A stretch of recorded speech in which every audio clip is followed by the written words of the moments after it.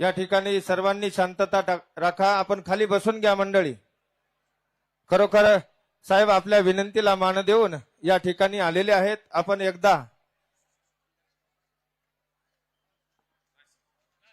नाशिकच्या वतीने या ठिकाणी सत्कार संपन्न होणार आहे. माननीय श्री बाळासाहेबजी सानप, प्रकाश शेठ नन्नावरे, बबन दराडे, वसंत जाधव, गोरख आव्हाड, माननीय सागर सोनवणे, दौलतराव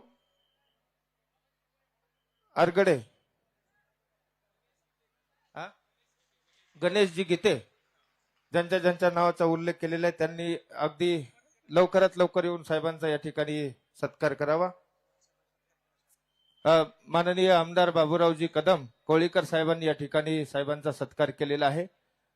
सर्वांचंच खरोखर आपल्याला प्रत्येकाला स्वागत करावं अशी आपली भावना आहे, अपेक्षा आहे. परंतु बंधूंनो, आपल्याकडे साहेबांच्या प्रोटोकॉल नुसार वेळ फार कमी आहे. एवढं बिझी शेड्यूल असतानाही साहेब या ठिकाणी आलेले आहेत. प्रकाश शेठजी नन्नावरे, म्हणून साहेबांसाठी लाडक्या बहिणी, अहो तुमच्यासाठी साहेबांनी काय नाही केलं, टाळ्या. साहेबांनी आमच्यासाठी काही एखादा लाडका कीर्तनकार नाही, प्राधान्य तुम्हाला दिलेलं आहे.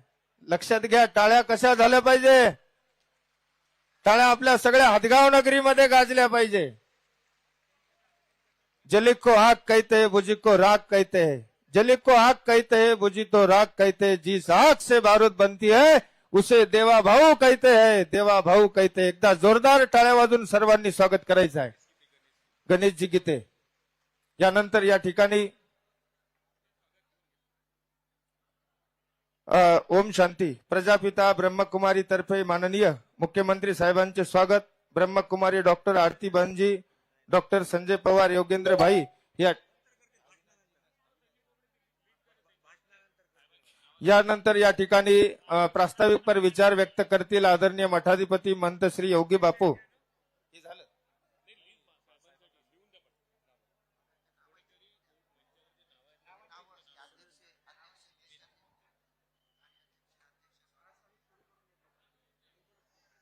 या ठिकाणी सर्वांना विनंती आहे, आपण सर्वांनी या ठिकाणी खाली बसून घ्यावं.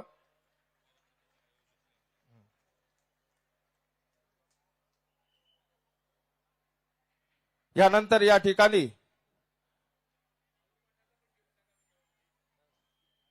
माऊर पीठाधीश आचार्य प्रवर या कार्यक्रमाचे आयोजक आमच्या योगी बापूला खरोखर सदैव धीर देणारे आमचे माऊर पीठाधीश आचार्य श्री बाबाजी आहेत. बाबा देखील या ठिकाणी स्वागत संपन्न करत आहेत. मठाधिपती योगी बापू.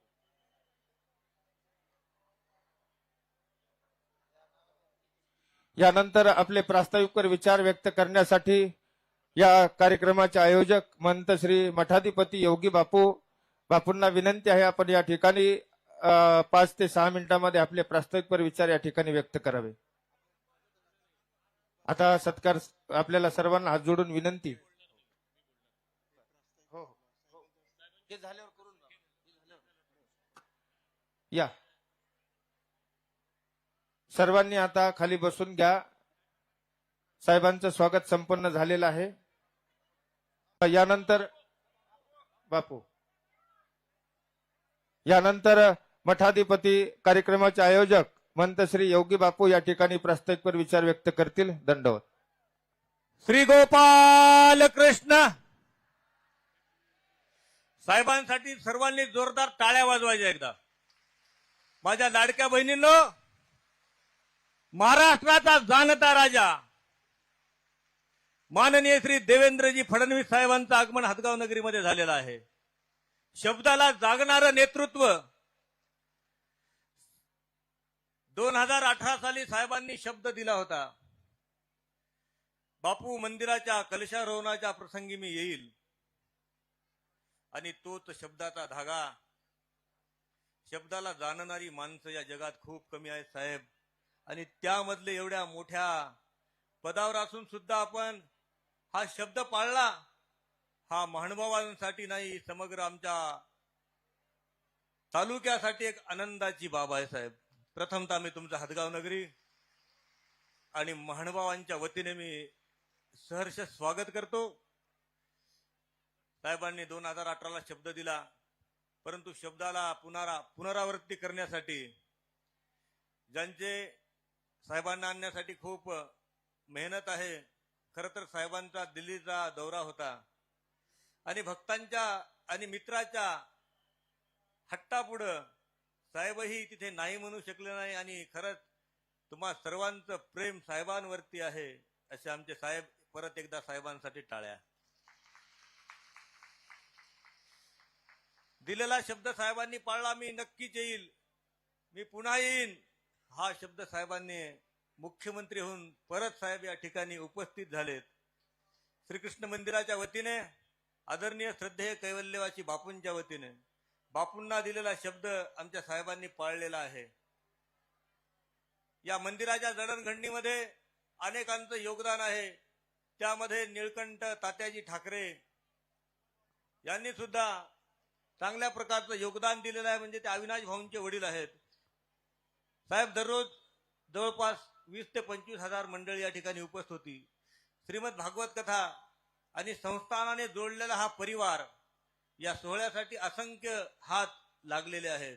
ज्या मंदिरामध्ये आपल्या शुभ करकमलाद्वारे मनमोहक श्रीकृष्ण भगवंताच्या मूर्तीचं अनावरण झालं आणि साहेब निश्चितच त्या मूर्तीकडे पाहून वेडे झालेत, भुललेत त्या मूर्तीला पाहून. वाह, काय मूर्ती आहे, हे शब्द साहेबांच्या तोंडून निघालेत. आणि म्हणून साहेबांना भगवंताने माझंही आयुष्य समर्पित करावं. अशी माणसं या जगामध्ये खूप कमी आहेत, जी शब्दाला जागून सकल हिंदवी समाजासाठी कार्य करणारी ही मंडळी आज संपूर्ण महाराष्ट्रात साहेबांनी आपल्या लोकप्रियतेमुळं प्रत्येकाच्या हृदयात विराजमान झाले. साहेब डोक्यावरती प्रत्येकाला घेता येतं, परंतु हृदयात बसण्याची ताकद बाळासाहेब ठाकरे साहेबांच्या नंतर जी निर्माण झाली ती म्हणजे आमचे देवेंद्र फडणवीस साहेबांची. साहेब हृदयात बसणं खूप अवघड आहे. डोक्यावरती बसलेला व्यक्ती खाली पडतो, परंतु हृदयात बसलेला व्यक्ती कधीही हृदयातून उतरू शकत नाही. आणि म्हणून प्रत्येकाच्या हृदयस्थानी असलेले आमचे साहेबांना उदंड आयुष्य लाभो अशी मी प्रभूचरणी प्रार्थना करतो.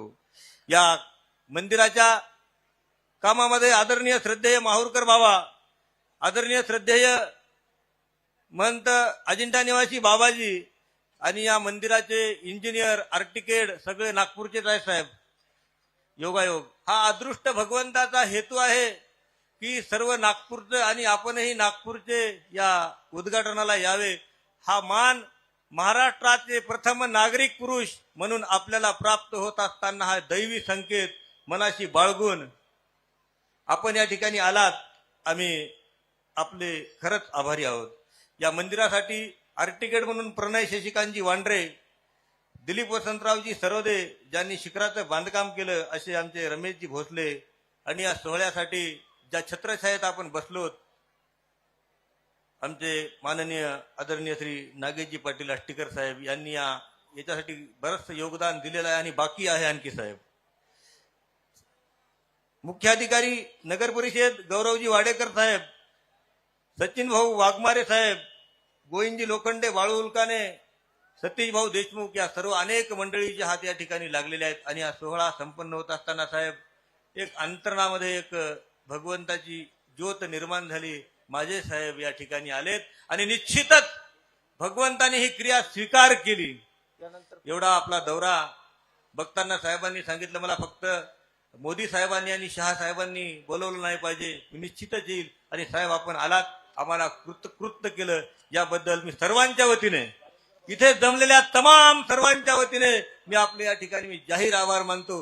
सर्वांनी परत एकदा साहेबांचं टाळ्या वाजून स्वागत करायचं. माननीय मुख्यमंत्री साहेबांचा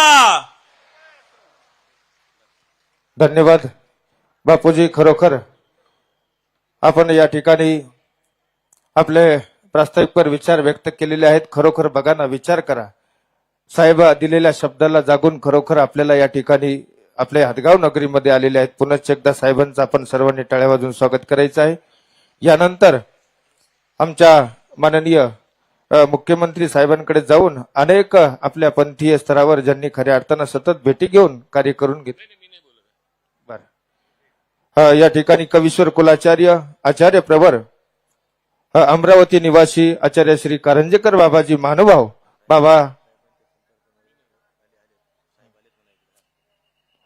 बाबा आपले या ठिकाणी विचार व्यक्त करतील. खरोखर आमच्या अविनाश भाऊंनाही थोडंसं पुढे आलंच पाहिजे. अविनाश भाऊमुळे खऱ्या अर्थानं एकदा टाळ्या वाजवायच्या आहेत. एकदा सर्वांनी जोरदार.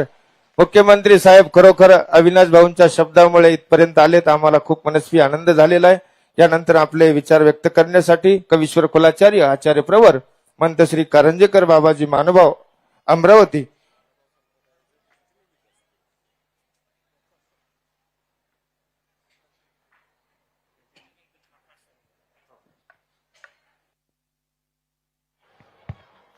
श्री गोविंद प्रभु महाराज की जय.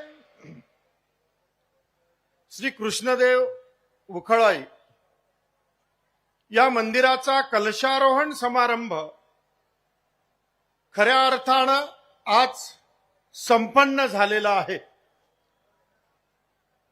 त्या निमित्तानं आज या ठिकाणी ही धर्मसभा आयोजित करण्यात आली होती. त्या धर्मसभेचे अध्यक्ष परमपूज्य परमादरणीय श्रद्धेय उपाध्य कुळाचार्य वर्धनस्थ बिडकर बाबाजी, या कार्यक्रमाचे कार्याध्यक्ष परमपूज्य परमादरणीय श्रद्धेय कवीश्वर कुळाचार्य,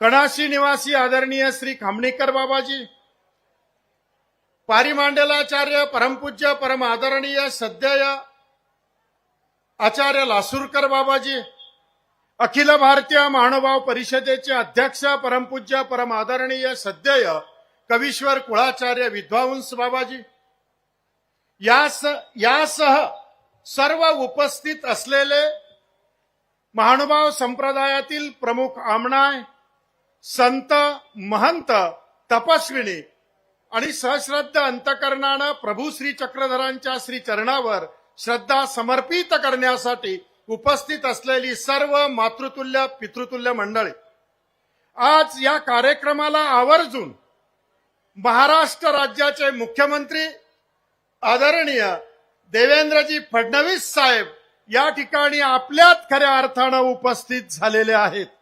आणि म्हणून त्यांचं प्रथम आपल्या तालुक्याच्या वतीनेच नव्हे तर नांदेड जिल्ह्याच्या वतीने, इकडे मराठवाडा आणि इकडच्या बाजूने विदर्भ आणि सगळ्या संत महंतांच्या वतीनं आज खऱ्या अर्थानं या ठिकाणी आम्ही हार्दिक अभिनंदन या ठिकाणी करतो आहोत.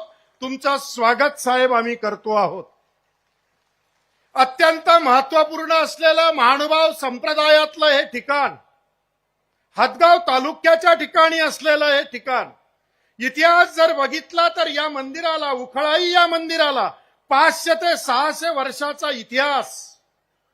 आणि या कालावधीमध्ये आपण बघतो की या ठिकाणी महानुभाव पंथाची असलेली काशी, या काशीमधला श्री गोविंद प्रभू बाबांचा संबंधित असलेला उखळाईचा विशेष खऱ्या अर्थानं या ठिकाणी आमच्या पूर्वज आचार्य संतांनी स्थापना केली. आणि बघता बघता त्या उखळाईच्या विशेषाला ज्याचा ज्याचा स्पर्श झाला असेल त्याचं दुःख त्याच क्षणाला निवारण झालं, अशी ताकद खऱ्या अर्थानं त्या ठिकाणी या मंदिराच्या ठिकाणी आहे. आणि म्हणून या मंदिरात त्या विशेषाची सेवा अत्यंत तन्मयतेनं, अत्यंत श्रद्धेनं कैवल्यवासी दत्ता बापूंनी खऱ्या अर्थानं केलेली आहे. आणि म्हणून दत्ता बापू जे काही बोलत होते ते उखळाईचा विशेष ऐकत होता. आणि त्याच बरोबर इथे आलेल्या भक्तांचं दुःख त्याच क्षणाला खऱ्या अर्थानं दूर होत होता. इतका चमत्कार खऱ्या अर्थानं साहेब या ठिकाणी आहे. याहीपेक्षा मोठं सांगतो, अविनाश अत्यंत तुमच्यावर प्रेम करतो. आणि अविनाशने या ठिकाणी एक चमत्कार आहे साहेब. मनात जर एखादी चांगला आपण प्रश्न घेतला, तो जर होतो की नाही होत तर तो विशेष उचलल्या जातो. होत असेल तर उचलल्या जातो, होत नसेल तर उचलल्या जात नाही. आणि चक्क एक दिवस या निवडणुकीच्या दरम्यान अविनाश भाऊंनी साहेब मुख्यमंत्री झाले पाहिजे म्हणून उखळाईच्या विशेषावर आपला हात ठेवला. त्याच क्षणाला उखळाईचा विशेष अविनाश भाऊंच्या हातात आला आणि तुम्ही महाराष्ट्राचे मुख्यमंत्री झालात. साहेब, महानुभाव संप्रदायाची बरीचशी कामं आपण केलेली आहे, विषयच नाही आणि पुढेही करायची आहे. आमचा आग्रह एवढाच आहे साहेब, गेली 76 वर्ष महानुभाव संप्रदायाच्या तीर्थक्षेत्रांकडे, महानुभाव संप्रदायांच्या विकासाकडे, महानुभाव संप्रदायांच्या मंदिरांकडे जाणारे रोड असतील, रस्ते असतील, मंदिराचा विकास असेल, तो अजिबात केला गेला नव्हता. आणि तुम्ही ज्या वेळेस मागच्या वेळेस महाराष्ट्राचे मुख्यमंत्री झालात आणि खऱ्या अर्थानं या महानुभाव संप्रदायाला न्याय मिळत गेला आणि तुम्ही तुमच्या अत्यंत ताकदीनं अत्यंत महत्वपूर्ण प्रश्न, मराठी भाषा विद्यापीठाचा प्रश्न, सगळ्या राज्यामध्ये सगळ्या भाषेचे विद्यापीठ आणि महाराष्ट्रात मराठी भाषेचं विद्यापीठच नाही की सर्वज्ञ श्री चक्रधर प्रभूंचा लीळाचरित्र हा आद्य ग्रंथ, ज्ञानेश्वरांची ज्ञानेश्वरी, अरे कितीतरी ग्रंथ आहेत ना. मग मराठी भाषा विद्यापीठ या रिद्धपुरात का, महाराष्ट्रात का होऊ नये? आणि त्यातल्या त्यात जिथे मराठीचा आद्य ग्रंथ लिहिला गेला त्या रिद्धपूरला झालं पाहिजे, ही मागणी ज्या वेळेस तुमच्याकडे गेली आणि तुम्ही त्याच क्षणाला विधानसभेच्या अधिवेशनात ती मान्य केली आणि आज रिद्धपूरला मराठी भाषा विद्यापीठ, मंडळी या राज्याचं आणि विश्वातलं पहिलं मराठी भाषा विद्यापीठ रिद्धपूरला कार्यान्वित झालं. साहेब, ते तुमच्याच मुळे. अनेक आहेत, रिद्धपूर रेल्वे स्टेशन असेल, भरपूर कामं मी साहेबांकडून करून घेतले. अविनाश भाऊ असतील सोबत, त्याच्यानंतर नाशिकचे आमदार, माजी आमदार आदरणीय बाळासाहेब सानप असतील, त्याचप्रमाणे आदरणीय आमचे अखिल भारतीय महानुभाव परिषदेचे महाराष्ट्राचे अध्यक्ष प्रकाश सेठ नन्नावरे असतील, अनेक दराडे इथे नाशिकहून आलेले आहेत, गणेश गीते या ठिकाणी आलेले आहेत.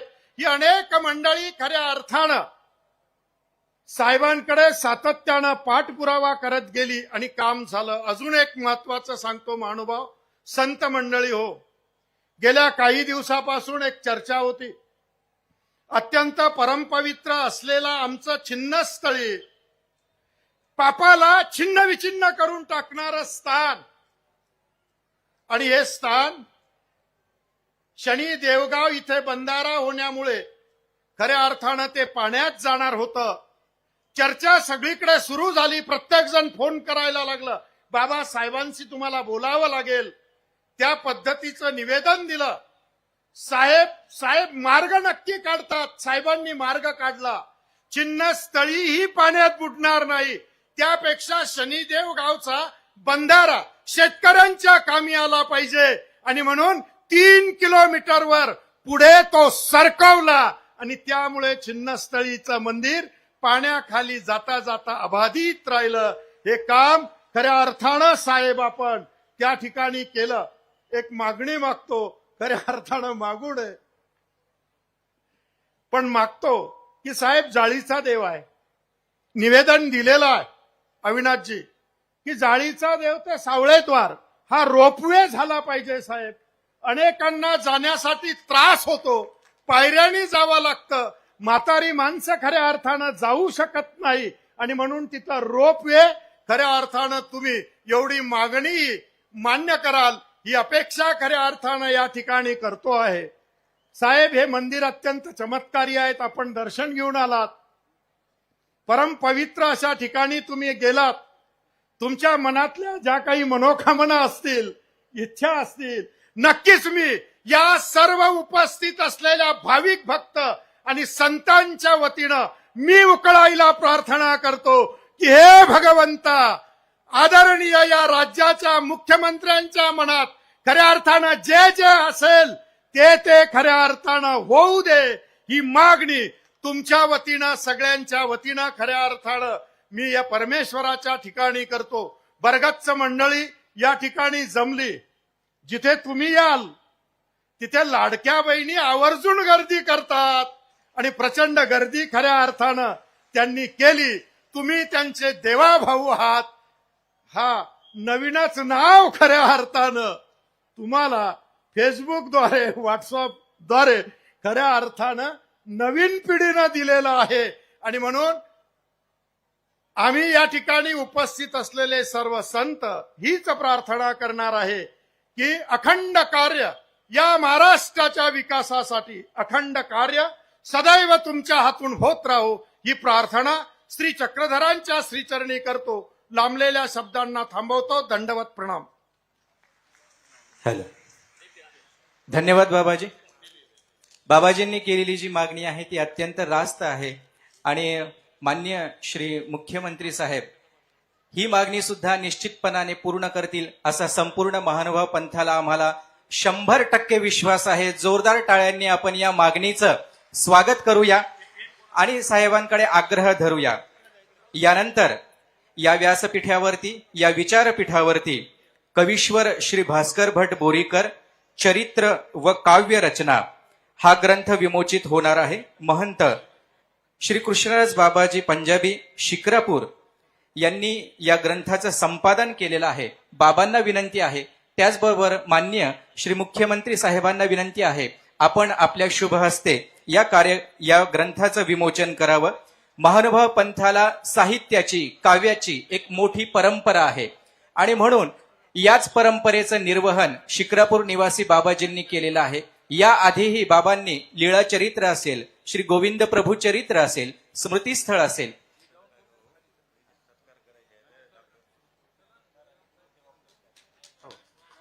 कवीश्वर भास्कर भट बोरीकर चरित्र व काव्यरचना या ग्रंथाचं विमोचन झालंय. जोरदार टाळ्यांनी या ग्रंथाचं आपण स्वागत करूया. यानंतर या ठिकाणी साहेबांच्या हस्ते 2 पुरस्कार संपन्न होणार आहेत.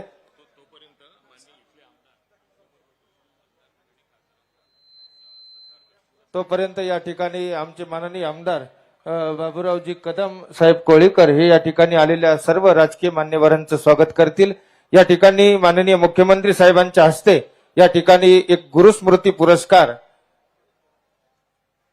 आदरणीय श्रद्धेय परमपूजनीय उपाध्याय हमनाय आचार्य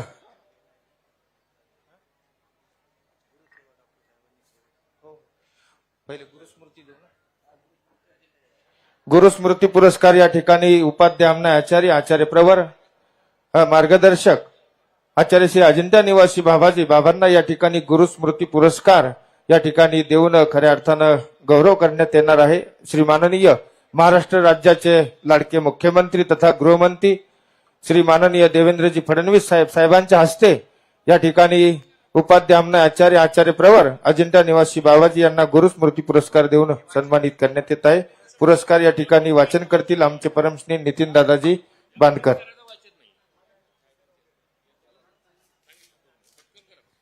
या ठिकाणी जो पुरस्कार दिला जातो आहे श्री गुरुस्मृती पुरस्कार परमपूजनीय पटाधिष्ठित महंत अमनायाचार्य श्री रुद्धपुरकर बाबा शास्त्री अजिंठा साधनदाता श्री चक्रधरांच्या साधनवंता माझी आपण बहुता गुणी शोभते असा तया माझी एके मननशिळे एके वैराग्यशिळे एके बुद्धिमंते ऐसे बहुत गुणी अवघा परमार्ग व्यापला असे ऐसे पुरुषा माझी आपण अमनायपदी अधिष्ठित असा स्नेहाचा ठाई उचित स्फुरे एणन्याय श्री गुरु बापूंचा आपुला ठाई बहुत स्नेह असे तोची अनुबंध अनुलक्षोणी नवपर्व कलशारोहण प्रसंगी श्री गुरुस्मृती पुरस्कारे आपणासी सन्मानित करीतो असे परमपूजनीय मठाधिपती योगी बापू श्री कृष्ण देवउखळाई मंदिर हदगाव.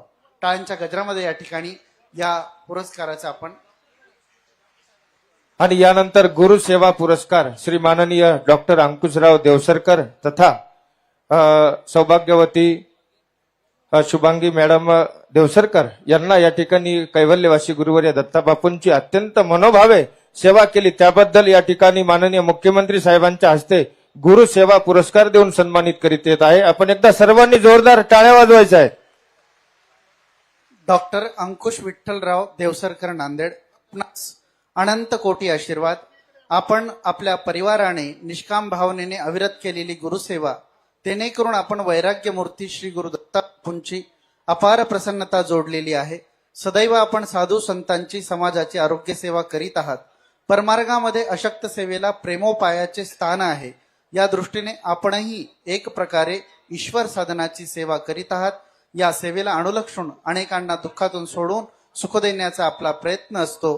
श्री गुरु असता पाठीराखा, इतरांचा लेखा कोण करी, या संत उक्तीप्रमाणे आपणही आपणास आम्ही कलशारोहण व नवपर्व सोहळ्याप्रसंगी श्री गुरुसेवा पुरस्काराने सन्मानित करीत आहोत. पूजनीय महंत मठाधिपती योगी बापू, दंडवत प्रणाम.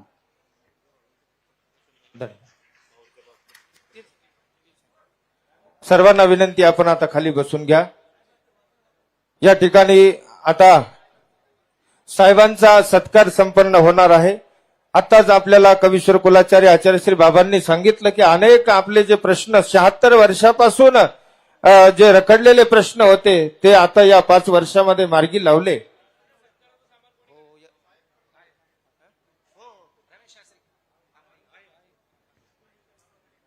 हॅलो.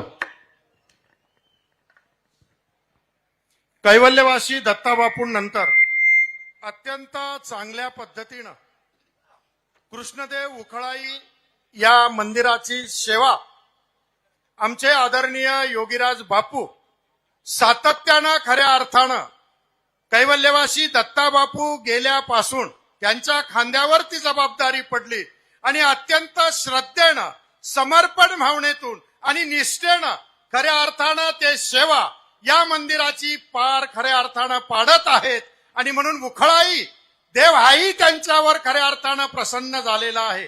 त्यांचा खऱ्या अर्थानं पूजन सत्कार या महाराष्ट्राचे मुख्यमंत्री आदरणीय देवेंद्रजी फडणवीस साहेब या ठिकाणी करणार आहेत. आपण सर्वांनी या क्षणाला टाळ्या वाजवायच्या आहेत, सर्वांनी. धन्यवाद.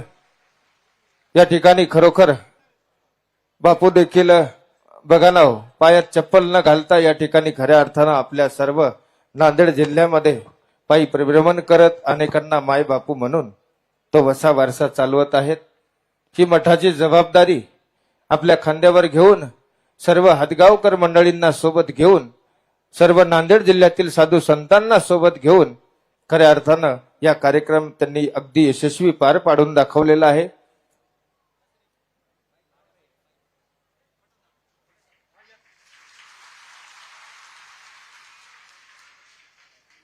आपण टाळ्या वाजवायच्या आहेत. आपल्याला सर्वांना ज्यांनी एकत्र केलं असे मठाधिपती महंत श्री योगी बापू यांचा या ठिकाणी स्वागत संपन्न होत आहे.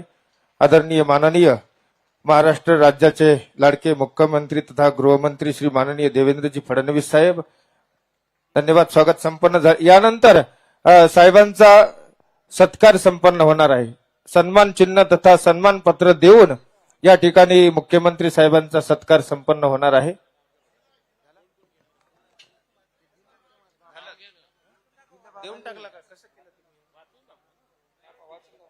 ठीक आहे, सन्मान पत्राचं वाचन होईल.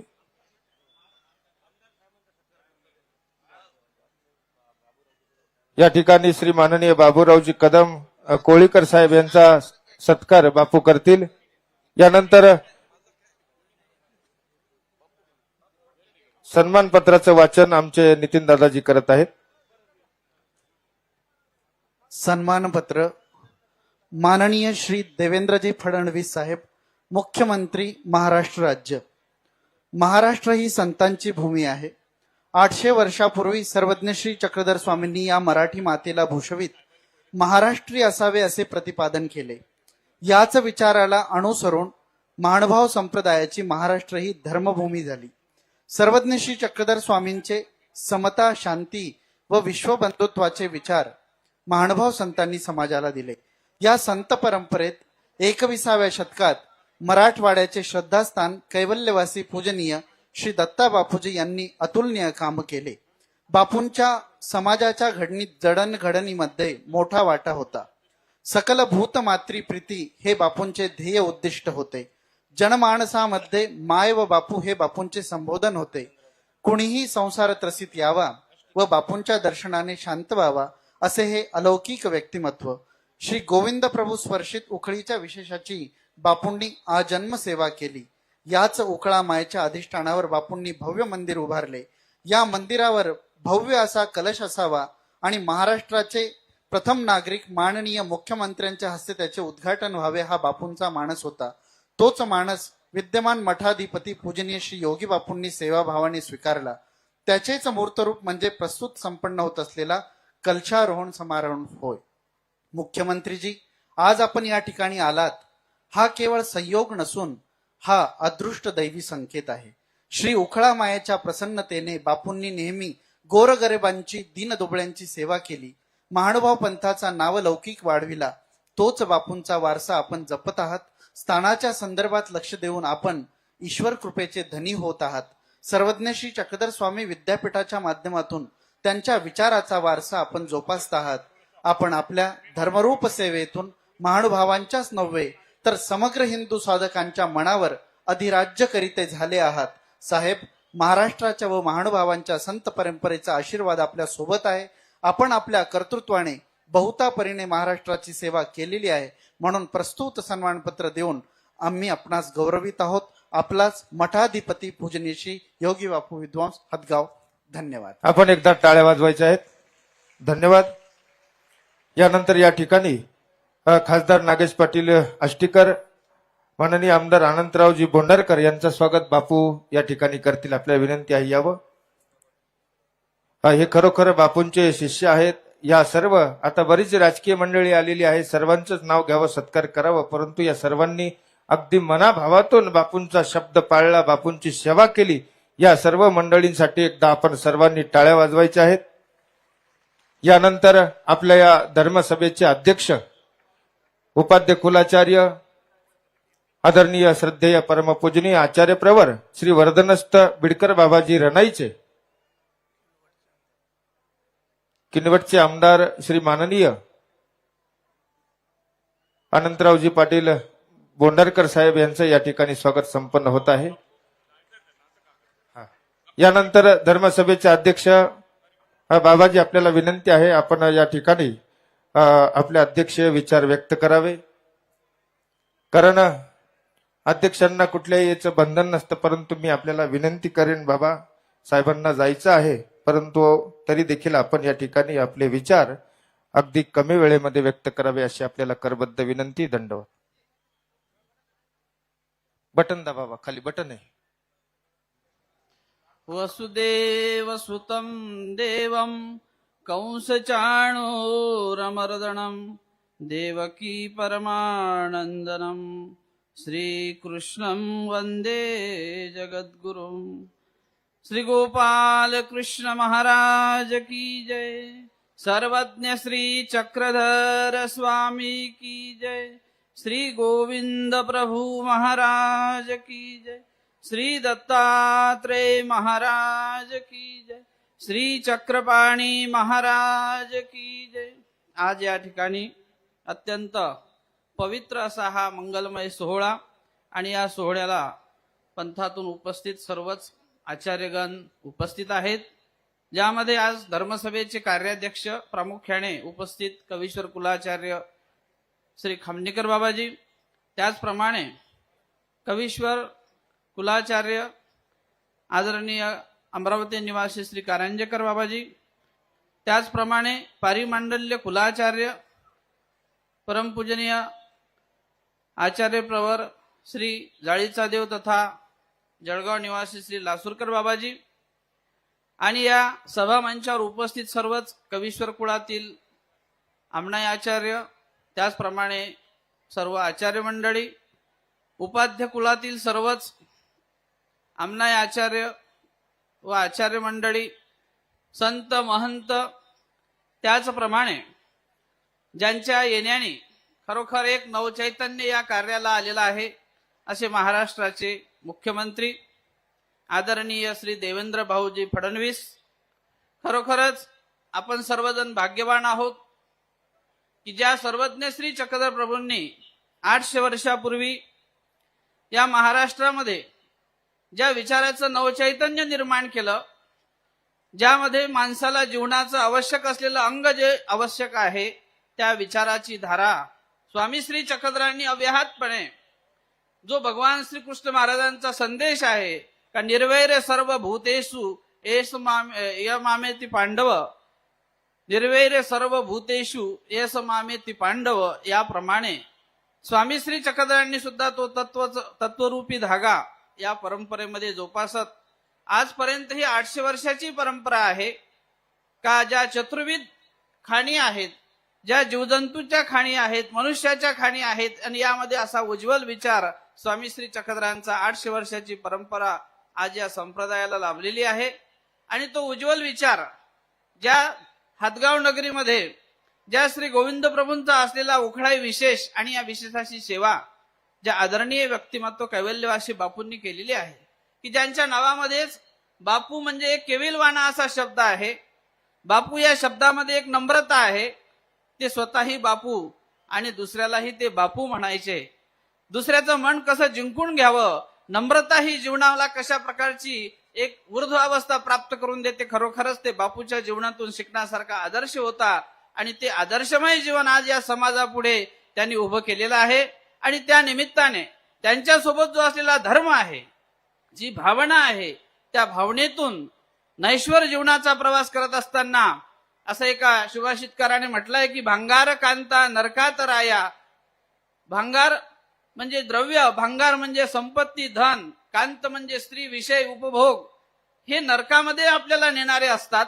परंतु त्या नरकापासून सोडण्यासाठी जो सद्विचार आहे, जे संस्कार आहे, जो संस्काराचा धागा आहे, तो मनुष्य जन्मामध्ये निर्माण होतो. आणि त्या मनुष्य जन्माला जर सार्थकतेची जोड असेल, विचाराची जोड असेल, तर निश्चितच एखादे परमेश्वर अवतार, संतरूपी विचार हे त्याला तारणारे असतात. आणि म्हणून पुढे सांगतात की केल्या विधीने नरकात राया. जो आपल्या जीवनामध्ये मनुष्य जन्मामध्ये येऊन कुठल्या ना कुठल्या आपल्या आध्यात्मिक अंगाने एखाद्या विधीचं जे द्वार आहे, साधनेचं जे द्वार आहे, ज्याच्या जवळ असते, तो निश्चितच त्यामधून आपला नरकातून शोधण्याचा रस्ता, जे काही एक नैश्वर जीवन आहे, या नैश्वर जीवनामध्ये सांसारिक जीवनाचं महत्वही तेवढंच आहे. तर त्यामध्ये बघत असताना स्वामी श्री चक्रधरांचा जो विचार आहे की या परती आणखी एक सुख असे, त्याही सुखाची जोपासना करत असताना त्यालाच आपण लौकिक आणि पारलौकिक असं म्हणू. त्यालाच आम्ही स्वार्थ आणि परमार्थ, आणि ह्या दोन्ही गोष्टी आम्हाला आमच्या पूर्व परंपरेने हिंदू संस्कृतीने दिलेल्या आहेत. आणि म्हणून जो त्यामध्ये सांपट नाही, असं म्हटलंय की भांगार कांता नरकात राया, केल्या विधीने नरकात राया. जो विधी आचरला जातो त्याने नरकामध्ये तरल्या जाते. जो सांपडेना नरकात राया, तो योग्य झाला नरकात राया. तो योग्य होतो जो नरकामधून तरण्यासाठी. आणि नरक म्हणजे दुःख असतात. दुःखातून जर तुम्हाला सुटका करायची असेल, कुठल्या ना कुठल्या एखाद्या श्रद्धास्थानाला, आध्यात्मिक अधिष्ठानाला शरण गेल्याशिवाय तो देव आहे आणि तो देव तारणारा असतो. देव हा निश्चितच दुःखापासून वेगळा करणारा असतो. आणि म्हणून सांसारिक आणि पारमार्थिक जीवनाचं भान जागृत ठेवण्यासाठी या भारत भूमीवरती एक ईश्वर अवताराची परंपरा आहे, संतांची परंपरा आहे. आणि या परंपरेला निश्चित रूपाने एक राज आश्रयाची आवश्यकता असते. आणि ती राज आश्रयाची आवश्यकता आमच्या पूर्वसूर्वी आचार्यांनी सुद्धा ती त्यावेळेला पूर्व काळात सुद्धा प्राप्त केली आहे. आणि आजच्या या नवयुगीन काळामध्ये सुद्धा आम्हाला या रूपाने, जे आज आमच्या पंथाचे कवीश्वर कुलाचार्य श्री कारंजेकर बाबाजी यांच्या रूपाने जो एक दुवा आदरणीय मुख्यमंत्र्यांशी साधण्यासाठी एक दुवा आहे, आणि या माध्यमातून निश्चितच चांगल्या प्रकारचा संस्कृतीचा वारसा या समाजाला बसा, खाली बसा. दिलेला आहे. बायो. या वारसाला जोपत असताना या ठिकाणी आज हातगाव मध्ये बापूंच्या नंतरची जी ही धुरा आहे सांभाळण्यासाठी माझे सन्मित्र आदरणीय श्री या ठिकाणी जे बापू म्हणून बापू ज्यांना विनंती आपण करत आहेत, विराजमान बसा केलेलं खाली आहे, बायो. आदरणीय श्री योगीराज बापू यांना निश्चितच या ठिकाणी ही धर्मरूपी परंपरा आणि हे संपूर्ण असलेला हा परिवार सांभाळण्याचं बळ स्वामी श्री चक्रधर महाराज, परमेश्वर श्री चक्रधर महाराज देवोत, एवढीच त्यांच्या प्रती सदिच्छा व्यक्त करतो. आणि या ठिकाणी या धर्मसभेला या ठिकाणी मला अध्यक्षस्थान दिलेलं आहे. मी एक या परमार्गाचा पाईक आहे, सेवक आहे. आणि निश्चितच सेवकत्वाच्या माध्यमातून आलेली ही माझी सेवा आहे, ही मी सेवा समजतो. या ठिकाणी ज्येष्ठ श्रेष्ठ सर्व आचार्यगण उपस्थित आहेत. सर्वांना या ठिकाणी दंडवत करून माझे शब्द या ठिकाणी संपवतो. धन्यवाद बाबाजी. आपण सर्वांनी एकदा टाळ्या वाजवायच्यात. बायो खाली बसून घ्या. बापूंची विनंती आपल्याला. माझी विनंती आहे, सर्वांनी खाली बसा. बापूवरती प्रेम करणारी जी मंडळी आहे सर्वांनी बसा, खाली बसा. खाली बसा. खाली बसून यानंतर घ्या माझ्या मायमाऊल्यांनो. आपण ज्या भाषणाची आतुरतेने वाट पाहत होतो, आपल्या महाराष्ट्र राज्याचे लाडके मुख्यमंत्री तथा माननीय गृहमंत्री श्री देवेंद्रजी फडणवीस साहेब यांचे विचार आपण सर्वांनी या ठिकाणी अगदी शांत चित्ताने ऐकायचे आहेत. साहेबांना विनंती आहे, आपण या ठिकाणी आपले विचार व्यक्त करावे. गोपाल कृष्ण भगवान की, सर्वज्ञ श्री चक्रधर स्वामी की, हिंदवी स्वराज्याचे सरसंस्थापक छत्रपती शिवरायांना मानाचा मुजरा करतो. भारतीय राज्यघटनेचे शिल्पकार भारतरत्न डॉक्टर बाबासाहेब आंबेडकर यांना मानवंदना अर्पित करतो. आजच्या या अतिशय सुंदर अशा कार्यक्रमामध्ये मंचावर उपस्थित असलेले आजचे अध्यक्ष उपाध्याय कुलाचार्य वर्धनस्थ बिडकर बाबाजी, कवीश्वर कुलाचार्य खामणीकर बाबाजी, कवीश्वर कुलाचार्य श्री विध्वंस बाबाजी, परिमंडल कुलाचार्य श्री लासूरकर बाबाजी, ज्यांनी खऱ्या अर्थानं या महानुभाव पंथाला सरकारशी जोडलं, ते कवीश्वर कुलाचार्य कारंजेकर बाबाजी, कवीश्वर कुलाचार्य माहूरकर बाबा, महंत श्री योगी बापू, आचार्य श्रद्धेपूरकर बाबा, महंत रिद्धपूरकर बाबा, महंत लोणारकर बाबा, महंत यक्षदेव बाबा, महंत अंकुलेकर बाबा, महंत दर्यापूरकर बाबा, महंत गोपीराज बाबा, या ठिकाणी उपस्थित असलेले आमचे सहकारी आमदार खासदार हेमंत पाटीलजी, बाबूराव कदमजी, नागेश पाटील आष्टीकरजी, बालाजी कल्याणकरजी, भीमराव केरामजी, त्याचप्रमाणे प्रणितीताई चिखलीकर, आनंदराव बोंडारकर, चैतन्य बापू देशमुख, श्री किशोर देशमुख, सुभाषराव वानखेडे, ज्यांनी या ठिकाणी येण्याकरता मला आग्रह केला ते माझे मित्र अविनाश ठाकरे, मंचावरील सर्व मान्यवर आणि या ठिकाणी उपस्थित एवढ्या मोठ्या संख्येने उपस्थित असलेले सर्व महंत संत, सर्व आमच्या माता भगिनी आणि बंधूंनो, आज अतिशय आनंदाचा दिवस आहे की श्री कृष्णदेव उखळाई मंदिर या मंदिराच्या कलशरोहण समारोहाकरता आपण सगळे लोक या ठिकाणी उपस्थित आहोत. आणि या मंदिराची महिमा आणि बापूंची महिमा ही आपल्या सर्वांना ज्ञात आहे. खऱ्या अर्थानं सर्वांची मनोकामना ज्या ठिकाणी पूर्ण होते, ज्या ठिकाणी गरिबाला आधार मिळतो, ज्या ठिकाणी दुःखिताच्या दुःखावर फुंकर मारली जाते, अशी जागा म्हणजे श्री कृष्णदेव उखळाई मंदिर. आणि याचं पुनर्निर्माण होऊन कलशरोहण झालं, ही खरोखर आपल्या सगळ्यांकरता अतिशय आनंदाची गोष्ट आहे. खरं म्हणजे आज या निमित्ताने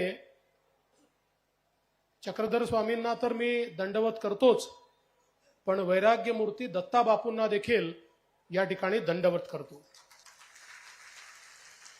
वैराग्य मूर्ती दत्ता बापूंनी या मंदिराचा विकास केला आणि आज कलशरोहण समारोह या ठिकाणी होतोय.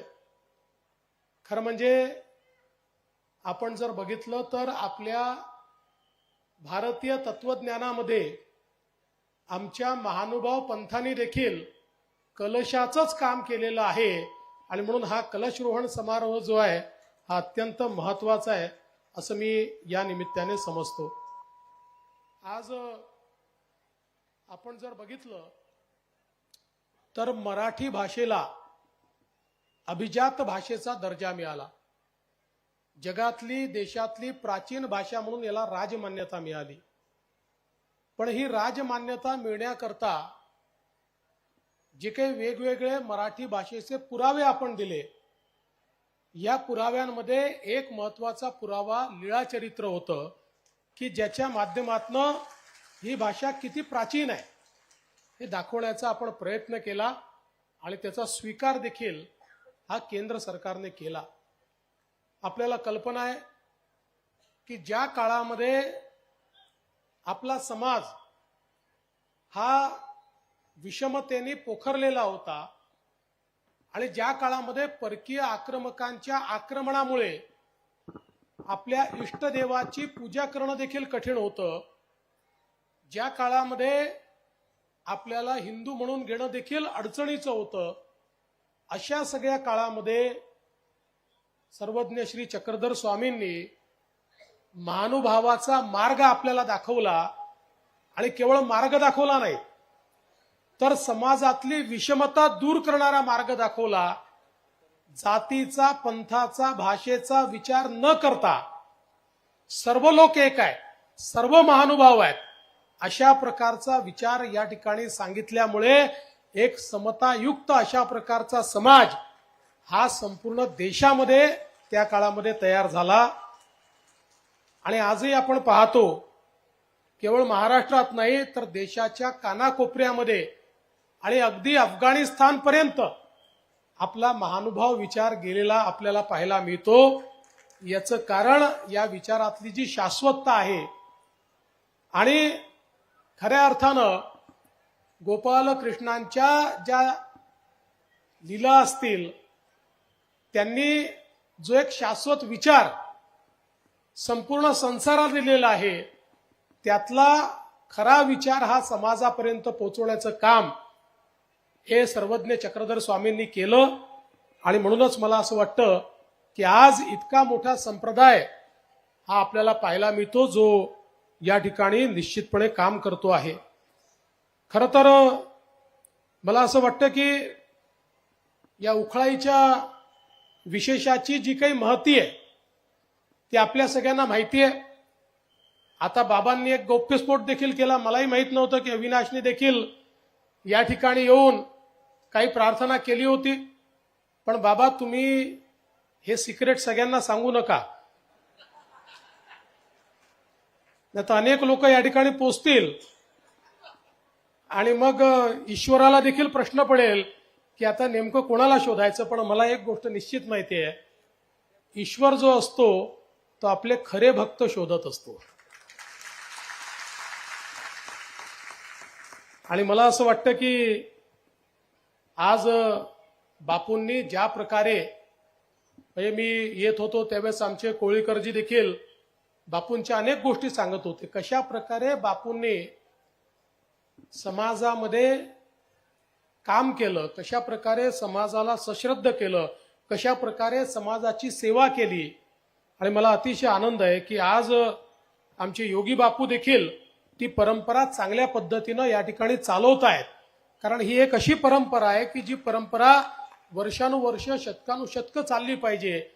या स्थानाचं महत्व आहे की या स्थानावर इतकी सगळी महंत मंडळी येऊन गेली, या ठिकाणी या स्थानाला पवित्र करून गेली आणि म्हणून त्याचं पावित्र्य जे आहे हे पावित्र्य अशाच प्रकारे मला असं वाटतं आपण सुरू ठेवलं पाहिजे. आणि त्या दृष्टीने आजचा कलशारोहणाचा कार्यक्रम अत्यंत सुंदर आहे.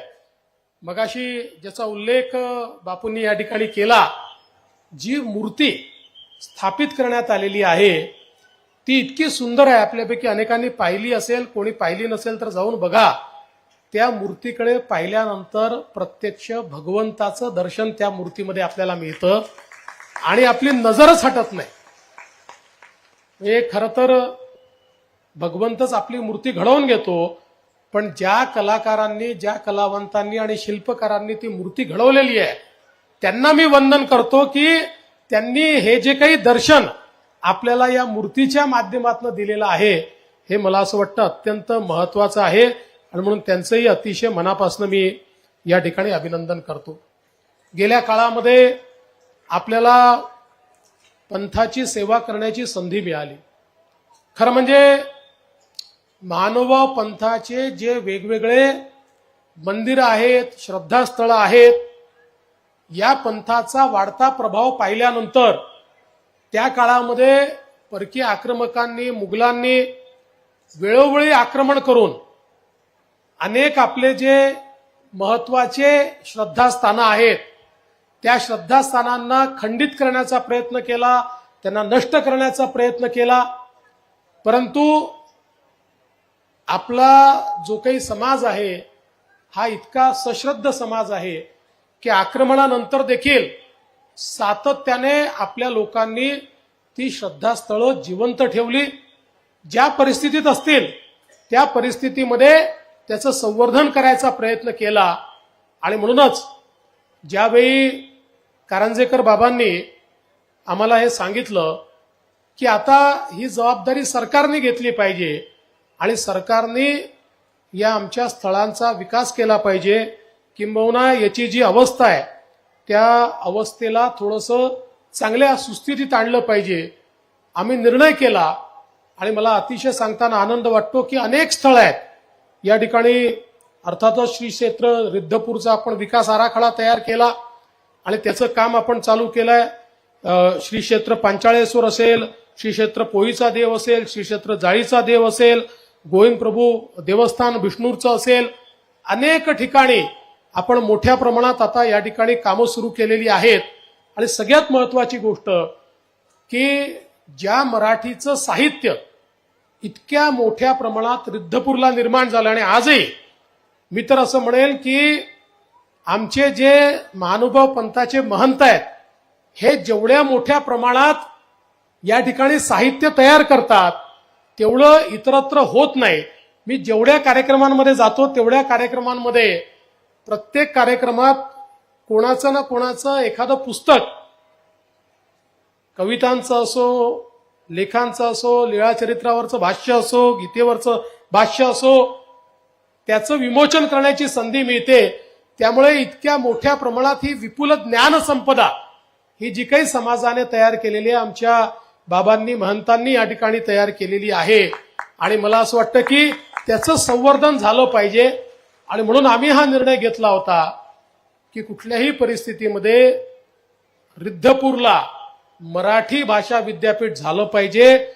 आणि मला अतिशय आनंद आहे की ते मराठी भाषा विद्यापीठ आपण रिद्धपूरला सुरू केलं आणि आता त्याचा पुढचा विकास आपण करतोय.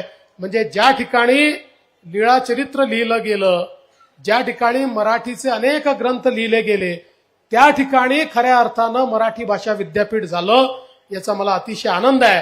आणि मला विश्वास आहे की आमच्या महानुभाव पंथाच्या माध्यमातून या मराठी भाषा विद्यापीठाचा उपयोग करून आमचं साहित्य, आमचा विचार आणि आमचं अध्यात्म हे जगभरामध्ये जनजनापर्यंत पोहोचवण्याचं काम हे आपण सगळे लोक मिळून कराल, हा विश्वास या निमित्ताने निश्चितपणे मी व्यक्त करतो.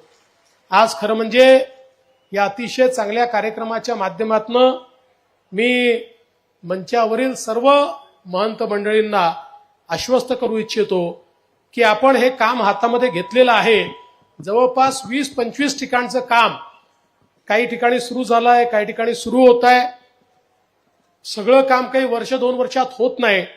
पण मी आपल्याला एवढं नक्की आश्वस्त करतो की या 5 वर्षाच्या काळामध्ये जेवढे प्रमुख स्थानं आपल्या महानुभाव पंथाचे आहेत त्या सगळ्या स्थानांचा विकास करण्याचा संकल्प आम्ही घेतलेला आहे आणि त्याचं काम आपण निश्चितपणे पूर्ण करू. अनेक ठिकाणी अतिक्रमणं आहेत, ती आपल्याला काढायची आहेत. आजही काही परधर्मीयांनी त्याच्यावर अतिक्रमण करून ठेवलेलं आहे. प्रयत्नपूर्वक शेवटी चर्चेतनं मार्ग काढण्याचा प्रयत्न करू किंवा मग त्याच्यामध्ये जे काही कायदेशीर कारवाया करायच्या आहेत त्या कायदेशीर कारवाया करू. पण कुठल्याही परिस्थितीमध्ये हे जे काही चांगलं काम आपण सगळे लोक करतात याच्या पाठीशी अतिशय ताकदीनं उभं राहण्याचं काम हे राज्य सरकार करेल, हा विश्वास मी आपल्याला देतो. आज या निमित्ताने मगाशी बापूंनी बोलताना सांगितलं की ज्या काही माझ्या, आणि बाबाही म्हणाले, ज्या काही माझ्या मनोकामना असतील त्या मनोकामना उखळाई विशेष या ठिकाणी पूर्ण व्हाव्यात. मी एकच सांगतो, जीवनामध्ये माणसाच्या मनोकामना अनंत असू शकतात, पण आज एकच मनोकामना माझी आहे आणि ती मनोकामना एवढीच आहे की आपल्या सगळ्यांच्या आणि जनतेच्या आशीर्वादाने पुन्हा एकदा आपली सेवा करण्याची संधी मिळालेली आहे. मनोकामना एवढीच आहे की जे प्रेम तुम्ही देतात, माझं काम असं असावं, मला आशीर्वाद असा मिळावा की माझ्या कामामुळे हे प्रेम तुमचं कधीच आटणार नाही, ते कधीच कमी होणार नाही, ते वाढतच जाईल. अशा प्रकारचा आशीर्वाद हा उकळाईनी मला द्यावा, अशा प्रकारची उकळाईच्या चरणी या ठिकाणी प्रार्थना करतो. आणि या अतिशय चांगल्या कार्यक्रमामध्ये आपण सर्वांनी मला निमंत्रित केलं आणि अतिशय सद्भाग्य आहे की या ठिकाणी दर्शन घेण्याची संधी मला मिळाली. त्याबद्दल आपल्या सर्वांचे अतिशय मनापासून आभार मानतो. शांतपणे आपण इतक्या वेळापासून बसलात त्याबद्दल आपल्या सर्वांचे आभार मानतो आणि माझं बोलणं संपवतो. धन्यवाद. दंडवत. धन्यवाद साहेब. आपण एकदा साहेबांसाठी जोरदार टाळ्या वाजवून या ठिकाणी साहेब